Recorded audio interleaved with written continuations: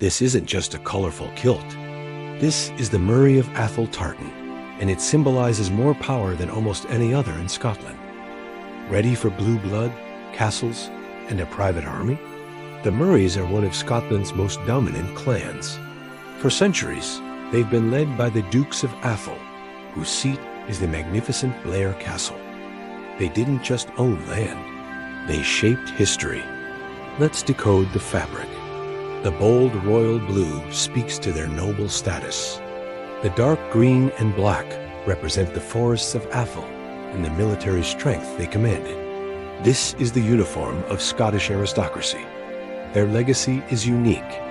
The Duke of Atholl is the only British subject permitted to maintain a private army, the Atholl Highlanders.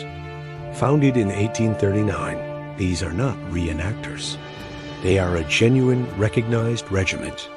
From the stately halls of Blair Castle to the parade ground of their own regiment, the Murray of Atholl Tartan is a vibrant symbol of enduring influence and royal connection. Hit that subscribe button to uncover the secrets behind more legendary Scottish clans.